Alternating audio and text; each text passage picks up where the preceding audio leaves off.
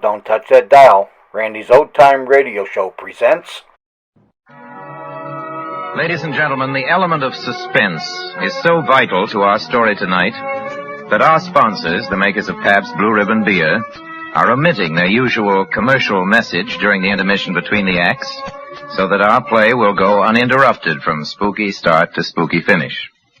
Therefore, let's give Ken Roberts his 45-second opportunity right now to extol the merits of that splendid, Ken? Of that blended, splendid Pabst Blue Ribbon.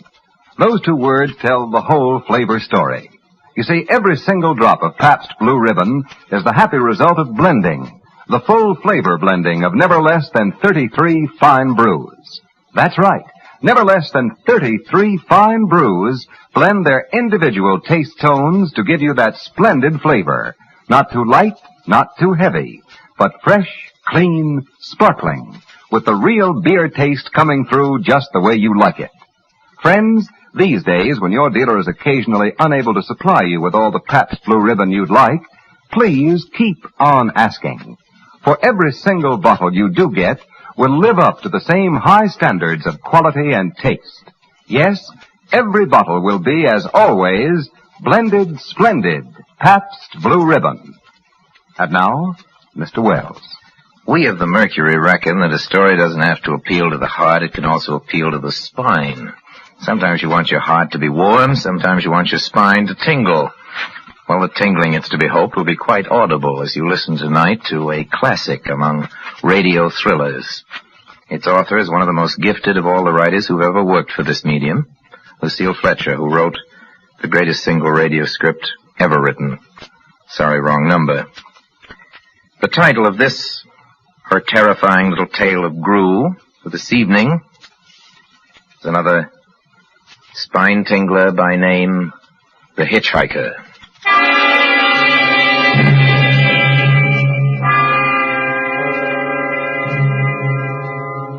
I am in an auto camp on Route 66, just west of Gallup, New Mexico. If I tell it, maybe it'll help me. It'll keep me from going crazy. But I must tell this quickly. I'm not crazy now. I feel perfectly well. Perfectly well. Except that I'm running a slight temperature. My name is Ronald Adams. I'm 36 years of age, unmarried, tall, dark, with a black mustache. I drive a 1940 Ford V8, license number 6B7989. I was born in Brooklyn. All this I know. I know that I'm at this moment perfectly sane. That it is not me who's gone mad, but something else. Something utterly beyond my control.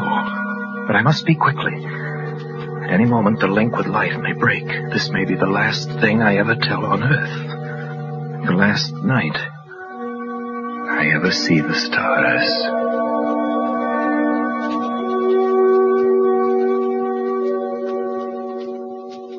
Six days ago, I left Brooklyn to drive to California. Goodbye, son. Good luck to you, my boy. Goodbye, Mother. Here, give me a kiss, and then I'll go. I'll come out with you to the car. Oh, it's raining. Stay here at the door. Oh. Hey, what's this, tears? Oh, it's just the trip, Ronald. I wish you weren't driving. Oh, Mother, there you go again. People do it every day. I know, but you'll be careful, won't you? Promise me you'll be extra careful. Don't fall asleep or drive fast or pick up any strangers on the road. Strangers? Don't you worry. There isn't anything going to happen. It's just 8 days of perfectly simple driving on smooth, decent, civilized roads with a hot dog or a hamburger stand every 10 miles. I was in excellent spirits.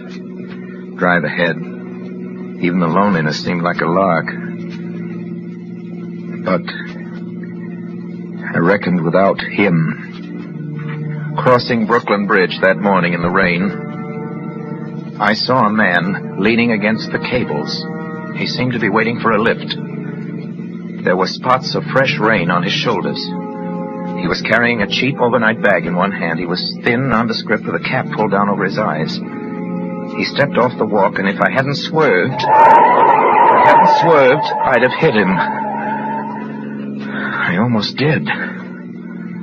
Almost did hit him.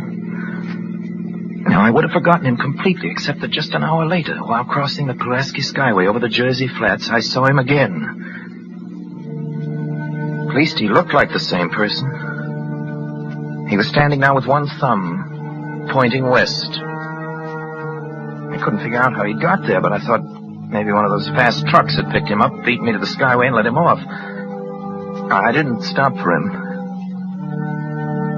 Then, late that night, I saw him again. It was on the new Pennsylvania Turnpike between Harrisburg and Pittsburgh. It's 265 miles long with a very high speed limit. I was just slowing down for one of the tunnels when I saw him standing under an arc light by the side of the road. I could see him quite distinctly. The bag, the cap, even the spots of fresh rain spattered over his shoulders. He hailed me this time.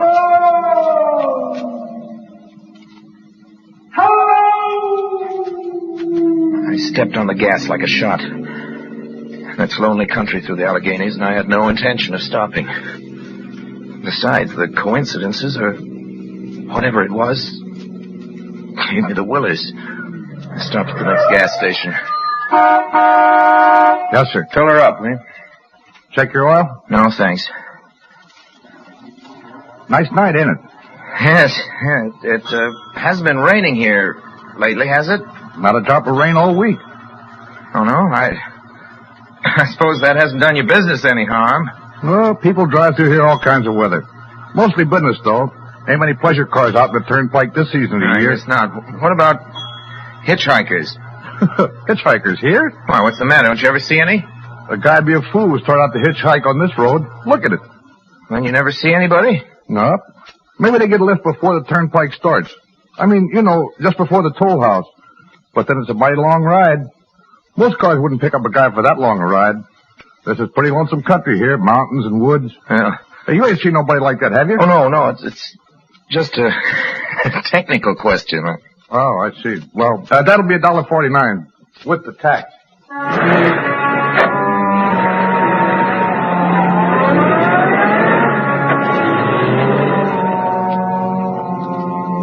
The thing gradually passed from my mind as coincidence. I had a good night's sleep in Pittsburgh. I didn't think about the man all next day until just outside of Zanesville, Ohio, I saw him again. It was a bright, sunshiny afternoon. The peaceful Ohio fields, brown with the autumn stubble, lay dreaming in the golden light. I was driving slowly, drinking it in, when the road suddenly ended in a detour. In front of the barrier, he was standing. Let me explain about his appearance before I go on. I repeat, there was nothing sinister about him. He was as drab as a mud fence, nor was his attitude menacing. He merely stood there, waiting, almost drooping a little, the cheap overnight bag in his hand. He looked as though he'd been waiting there for hours. And he hailed me. He started to walk forward. Hello! Hello! I'd stopped the car, of course, for the detour. For a few minutes, I couldn't seem to find the new road. I realized he must be thinking that I'd stopped for him. Hello! No, I'm... Not just now, I'm sorry. Going to California? No, not today. The other way. I'm going to New York. Sorry.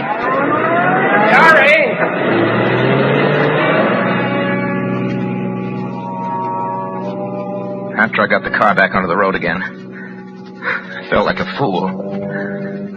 Yet the thought of picking him up, of having him sit beside me, was somehow unbearable. Yet at the same time, I felt more than ever unspeakably alone. Hour after hour went by. The fields, the towns ticked off one by one. The lights changed. I knew now that I was going to see him again. And though I dreaded the sight, I caught myself searching the side of the road, waiting for him to appear.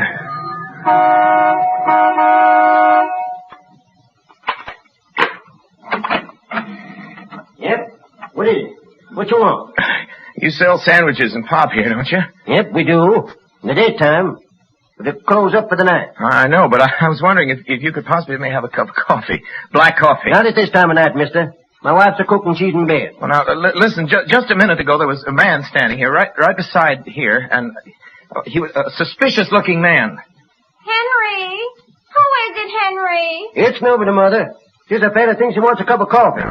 Go back into bed. I don't mean to disturb you, but you see, I was driving along when I just happened to look, and there he was. What was he doing? Nothing.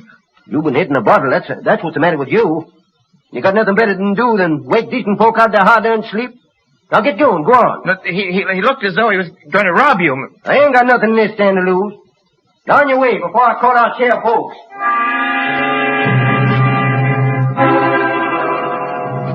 I got into the car again and drove on slowly. I was beginning to hate the car. If I could have found a place to stop to rest a little, but I was in the Ozark Mountains of Missouri now. Few resort places there were closed. I had seen him at that roadside stand. I knew I'd see him again. Maybe at the next turn of the road. I knew that when I saw him next, I'd run him down.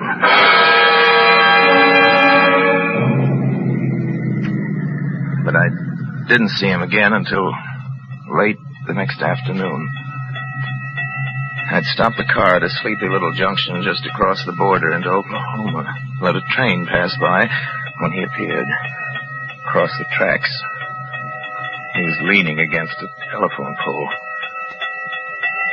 It was a perfectly airless, dry day. The red clay of Oklahoma was baking under the southwestern sun. Yet there were spots of fresh rain on his shoulders. I couldn't stand that. Without thinking, blindly, I started the car across the tracks. He didn't even look up at me. He was staring at the ground. I stepped on the gas hard, veering the wheel sharply toward him. I could hear the train in the distance now, but I didn't care. Then, something went wrong with the car. It stalled right on the tracks. The train was coming closer. I could hear its bell. Heard its cry, its whistle crying. Still, he stood there. And now I knew that he was beckoning. Beckoning me to my death.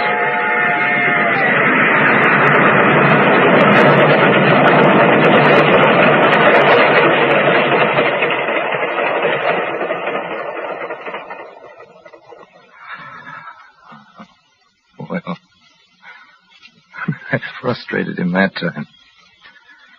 The starter had worked at last. I managed to back up, but after the train had passed, he was gone.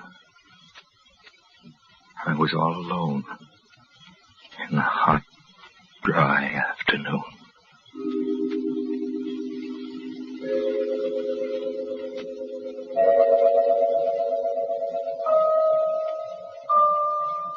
After that, I knew I had to do something. I didn't know who this man was or what he wanted of me. I only knew that from now on, I mustn't let myself be alone on the road for 1 minute. Hello there. Hello. Like a ride? What do you think? How far you going? Amarillo. I'll take you to Amarillo. Amarillo, Texas? Yeah, I'll drive you there. Gee. Hop here. Mind if I take off my shoes? My dog's killing me. No, go right ahead. Oh, gee, what a break this is. Swell car and decent guy. Driving all the way to Amarillo. All I've been getting so far is trucks. You hitchhike much? Sure. Only it's tough sometimes in these great open spaces to get the break. Yeah, I think it would be, but I'll bet, though, if you got a good pickup and a fast car, you could get to places faster than, well, say another person in another car. I don't get you. Well, you take me, for instance. Suppose I'm driving across the country at a nice steady clip of about 45 miles an hour. Couldn't a girl like you just standing beside the road, waiting for lifts, beat me to town after town, provided she got picked up every time in a car that was doing 65 or 70 miles an hour? I don't know. Maybe she could, maybe she couldn't. What difference does it make? Oh, no difference. It just... Crazy idea I had sitting here in the car. Oh, imagine spending your time in a swell car thinking of things like that. What would you do instead? What would I do? If I was a good-looking fellow like yourself? Well, I'd just enjoy myself. Every minute of the time. I'd sit back and relax. If I saw a good-looking girl along the side of the road... Hey! Did you see him, too? See who? That man standing beside the barbed wire fence. I didn't see anybody. Right there. There wasn't nothing, just a barbed wire fence. What did you think he was doing, trying to run into that barbed There was wire a man fence? there, I tell you. A thin, gray man with an overnight bag in his hand. I was trying to run him down. Run him down? You mean kill him? I'm trying to get rid of him. Or at least prove that he's real. But you say you didn't see him back there. You sure? I didn't see a soul. As far as that's Well, concerned... watch for him. Watch for him the next time. And keep watching. Keep your eyes peeled on the road. He'll turn up again. Maybe any minute now. There! Look there! How's this door work? I'm getting out of here. Did you see him that time? Did you see him? No, I didn't see him that time. And personally, mister, I don't expect never to see him. All I want to do is go on living. And I don't see how I will very long driving No, with look, you. I'm sorry. I don't know what came over me. Please, don't go. So if you'll excuse me... Please, you can't go. Listen, how'd you like to go to California? I'll drive you all the way to California. Pink elephants all the way? No, thanks. Listen, please, just 1 minute. You know what I think you need, big boy? Not a girlfriend, just a good dose of sleep. There, I got it now. No. No, you can't go. Leave your hands off of me, do you hear? Leave your hands... Come back here, please. Come back.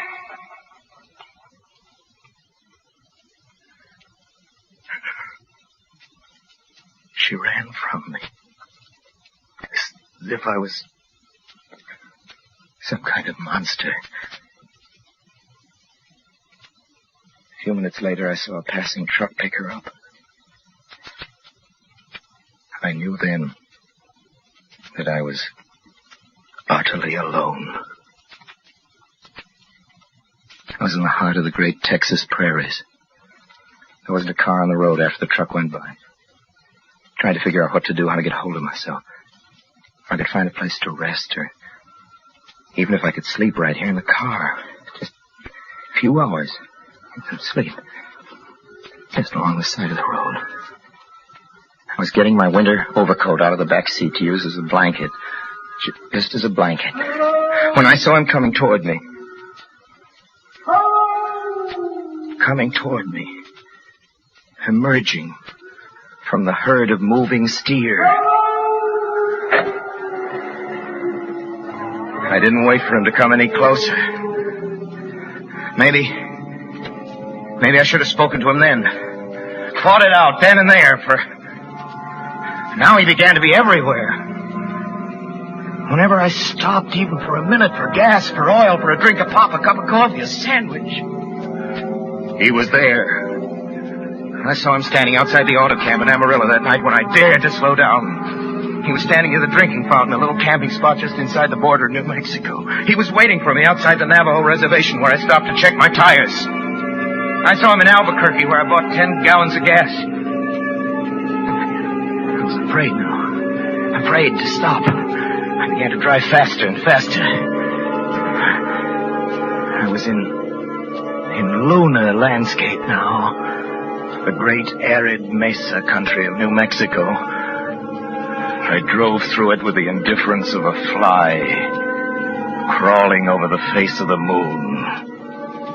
And now he didn't even wait for me to stop, unless I drove at 85 miles an hour over those endless roads. He waited for me at every other mile. I'd see his figure, shadowless, flitting before me, still in its same attitude, over the cold and lifeless ground, flitting over dried-up rivers, over broken stones cast up by old glacial upheavals, flitting in the pure and cloudless air.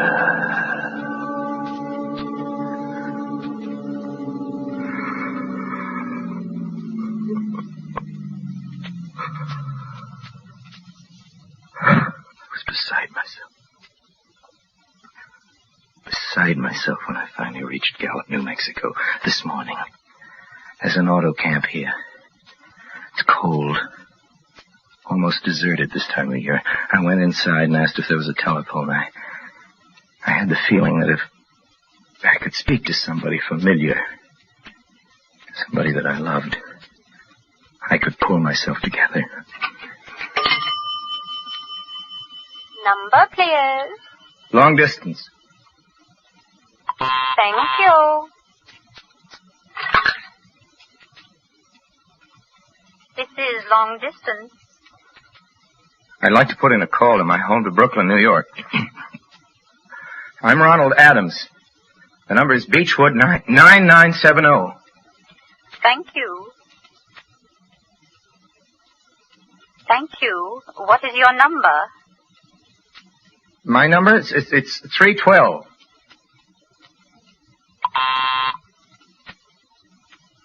Albuquerque.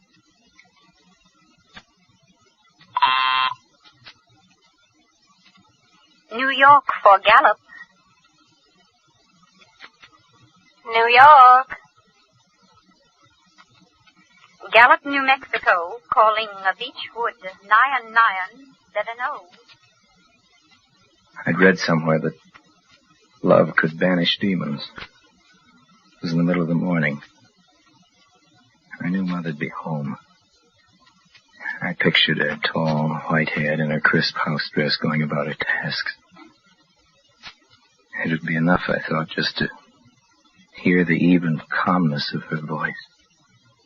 Will you please deposit $3.85 for the first 3 minutes?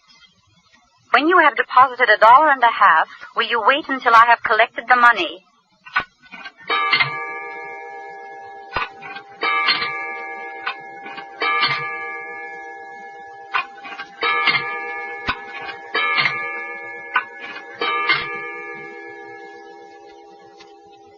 All right.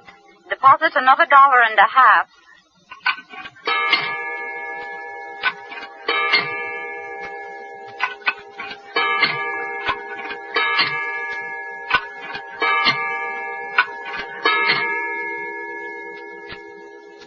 Will you please deposit the remaining 85 cents?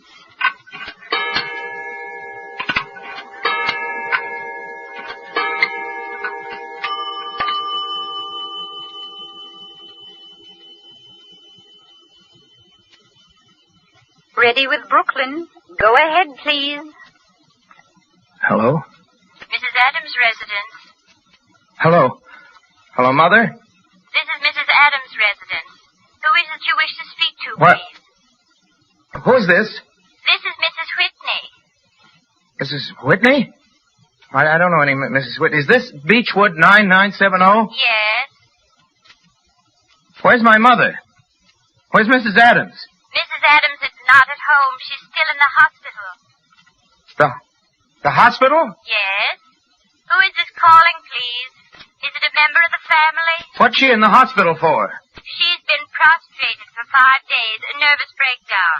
Nervous? Who is this calling? Nervous breakdown. My mother's never... It's all taken place since the death of her oldest son, Ronald. Since the death of her oldest son, Ronald. Hey, what is this? What number is this? This is Beechwood 9970. It's all been very sudden. He was killed just 6 days ago in an automobile accident on the Brooklyn Bridge. Your 3 minutes are up, sir. Your 3 minutes are up, sir. Your 3 minutes are up, sir. Sir, your 3 minutes are up. Your 3 minutes are up, sir. And so, I'm sitting here in this deserted auto camp in Gallup, New Mexico. And so I'm trying to think. I'm trying to get a hold of myself. Otherwise I'll go crazy. Outside, It is night. The vast, soulless night of New Mexico. 1,000,000 stars are in the sky. Ahead of me stretch 1,000 miles of empty mesa and mountains, prairies, desert. Somewhere among them, he is waiting for me.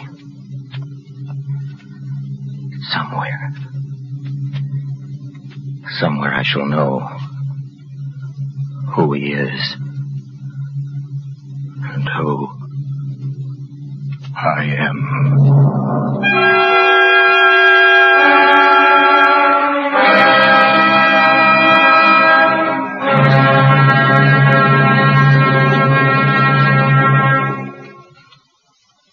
Orson Welles will be back in just a few seconds to tell you about next week's production of the Mercury Summer Theater. But first, the makers of Pabst Blue Ribbon wish to remind you that though you may not be able to get Pabst Blue Ribbon every time you want it in these days of grain restrictions, it is well worth your while to keep asking, for every bottle you do get will continue to live up to its name. And speaking of grain restrictions, not a single grain of wheat is being used in the brewing of beer and ale. And the grains that are being used by breweries are not the grains wanted for famine relief. Now, let me repeat. When you do get Pabst Blue Ribbon, you can be sure this truly great beer will be, as always, the happy blending of never less than 33 fine brews. As always, blended, splendid Pabst Blue Ribbon. Now, here is Orson Welles. Well, next week, ladies and gentlemen, we bring to your radio another Mercury favorite. We hope a favorite of yours. You've asked for it many times. We've performed it many times. Jane Eyre. And Jane will be played by a Mercury actress who was heard tonight and has been heard so often on our shows. One of the most gifted people we know in our business, Miss Alice Frost. Jane Eyre, then, with Alice Frost and your obedient servant. That's the same time next week, same station. Please join us. Until then, speaking for my sponsors, the makers of Pabst Blue Ribbon Beer, for all of us on the Mercury Theater, including Bernard Herrmann, who wrote and conducted the music on this program, I remain, as always, obediently yours.